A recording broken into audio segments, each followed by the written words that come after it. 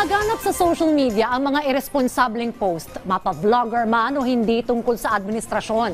At madalas nga ay naaabuso na ang kalayaang magsalita o magpahayag ng opinyon.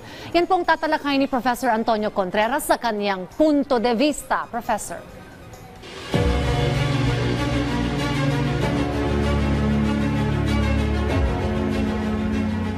Magandang umaga, Dayan, at maraming salamat sa inyo dyan lahat sa studio. Tunay ngang meron tayong kalayaang magsalita. Freedom of speech is guaranteed in the Constitution. Ngunit tila maraming tao nang abuso dito. Nitong huling araw, may kumalat na naman ng mga balitang malisyoso tungkol sa di umano'y nangyari sa Malacanang.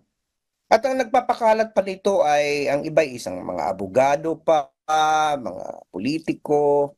At makikita natin na talagang ito'y malinaw na pang-aabuso ng kalayaang magsalita. Wala naman pong pumipigil sa atin magsalita. Pero kahit na ang korte ay nagsabi na hindi absolute ang free speech, kapag malisyoso na, kapag hindi na totoo, at lalong-lalo na kapag ang inailalagay mo na yung seguridad ng bansa sapagkat nagpapakalat ka ng mga impormasyon na maaaring magpa-destabilize dito, katulad sa mga kaugnayan ng kalusugan ng Pangulo, na may nangyari sa kanyang masama, o kaya ina-undermine mo na yung otoridad na siyang dapat sanay mag-hold ng Estado para maging stable. Kapag yun na ang tinatarget mo, you are now crossing a very thin line towards the commission of a crime. Parang katulad yan nito, hindi ka pwedeng sumigaw ng sunog sa loob ng isang sinihan. May absolute na po tayong pananaw na hindi absolute ang free speech. So sana mag-ingat ang lahat sapagkat ito ay isang delikadong bagay. Hindi natin pwedeng abusuhin ang karapatang magsalita. Hindi tayo pwedeng magpakalat ng kung ano ng mga chismis na wala namang mga ebidensya.